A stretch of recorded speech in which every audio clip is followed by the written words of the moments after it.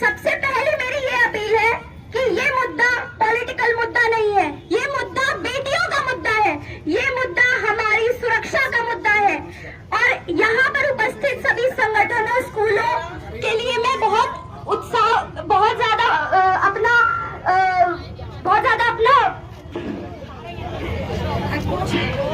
देती हूँ कि आप सब लोग यहाँ पर आए, हमारे बीच आए और हमें आगे बढ़ने में सहायता कर रहे हैं। मैं शुरू कर रही हूँ 4 लाइनों से कि आबरू नारी की कहाँ सुरक्षित देश में, आबरू नारी की कहाँ सुरक्षित, बेखौफ होकर बेटियों को वो सताते मारते, उन राक्षसों के विरुद्ध है ये प्रोटेस्ट आवेश में, उन राक्षसों के विरुद्ध है ये प्रोटेस्ट आवेश में। बेटी बचाओ बेटी पढ़ाओ, जब से होश संभाला है तब से बस यही नारा सुनती आई हूँ।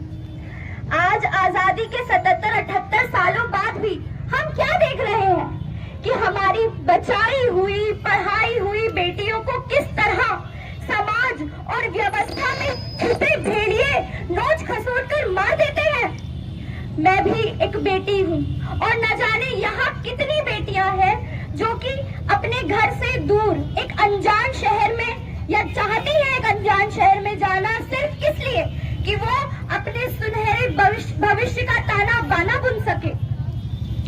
मेरा दिल कांप उठता है, मेरी देह सहम जाती है जब इन जैसे अपराधों के कारण हम बेटियां अपने ही स्कूल में, अपने ही कॉलेज में, अपने वर्क प्लेस पे, मोहल्लों में, चलते साधनों में, यहाँ तक कि सार्वजनिक जगहों पर भी खुद को बेबस और असहाय पाती हैं, डरती है बाहर निकलने से।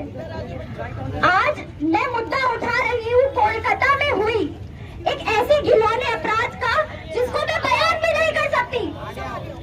मैं मुद्दा उठा रही हूँ उस बेटी का जिनका नाम यहाँ फोटो है, डॉक्टर मोमिता देवनाथ का, जो जिनका अपने ही कॉलेज में दर्दनाक तरीके से गैंग रेप हुआ और उनकी हत्या कर दी गई, अपने ही कॉलेज में, अपने ही लोगों के द्वारा।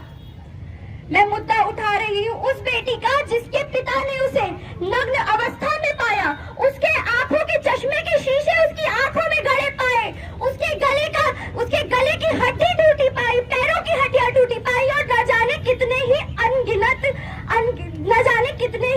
अनगिनत उसके शरीर पर अत्याचार हुआ। चलिए एक बार मैं कह सकती हूँ, आप लोग सोचेंगे अरे कोलकाता वो तो बहुत दूर है, उसका मामला उठाने की क्या जरूरत है रामपुर में। तो मैं आप सबको एक और घटना से सूचित कराना चाहती हूँ। कुछ दिनों पहले रुद्रपुर में काम कर रही एक महिला नर्स जब अपनी ड्यूटी से हॉस्पिटल से वापस लौट रही थी, उनका अपहरण हुआ 31 जुलाई को और उनके साथ बलात्कार किया गया, उनके साथ न जाने क्या क्या अत्याचार हुआ। और जब इन्वेस्टिगेशन हुई तो उनका शरीर पाया गया 8 अगस्त को हमारे ही रामपुर के पास बिलासपुर में। और आप सबको जान के बहुत हैरानी भी होगी शायद कि वो हमारे रामपुर की ही बेटी थी, वो हमारे रामपुर की ही बेटी थी। किसी को यहाँ कोई खबर नहीं, किसी को कुछ नहीं पता क्या, कोई आवाज क्यों नहीं उठाने तैयार है। चलिए इसको भी जाने देते हैं, एक बार इसको भी छोड़ देते हैं।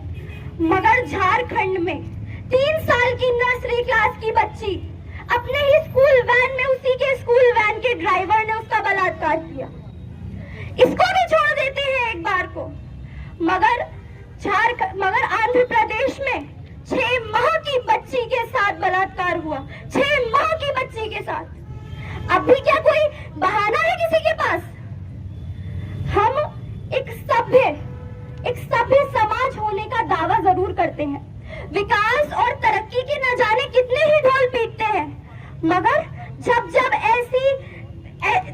ऐसी असहाय दुर्घटना होती है, जब ऐसी दुर्घटनाएं होती है महिलाओं के खिलाफ, तो रक्षक ही भक्षक बन जाते हैं।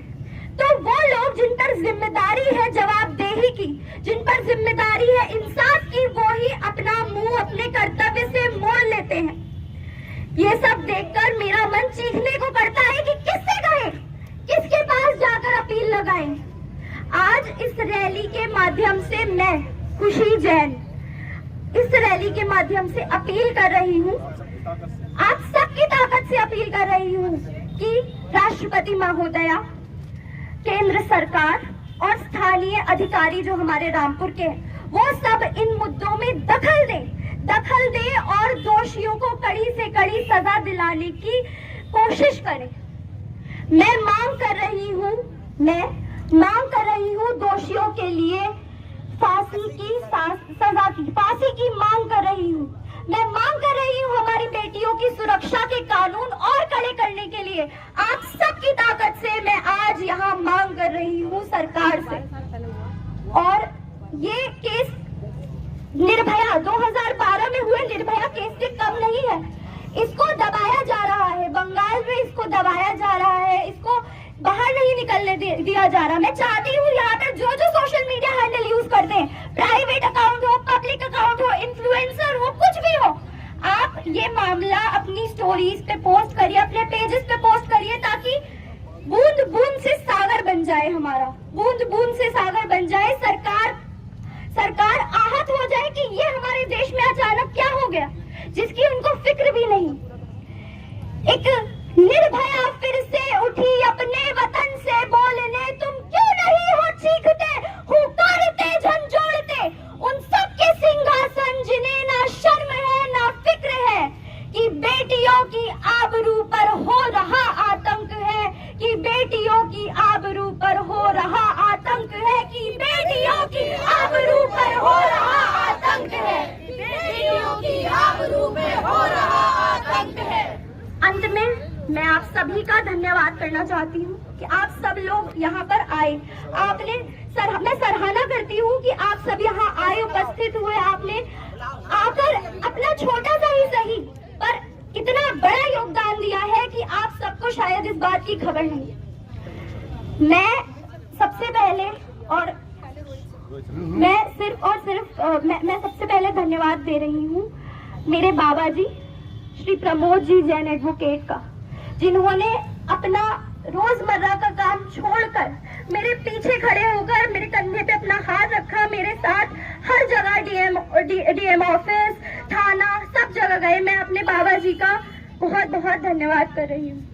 कहाँ है बाबा जी को आगे बुला लो। मैं बहुत बहुत धन्यवाद कर रही हूँ और मैं ये देखकर बहुत ही ज्यादा भावभीन हो रही हूँ कि आप सब लोग यहाँ उपस्थित हुए, इतने संगठन, इतने स्कूल, मुझे उम्मीद भी नहीं थी कि मेरी छोटी सी कोशिश इतनी बड़ी हो जाएगी। आप सबका मैं यहाँ धन्यवाद कर रही हूँ, अपने सारे मित्रगणों का यहाँ धन्यवाद कर रही हूँ। और मैं मंच दे रही हूँ रोहित सर को, जो कि दयावती मोदी अकेडमी का प्रतिनिधित्व करते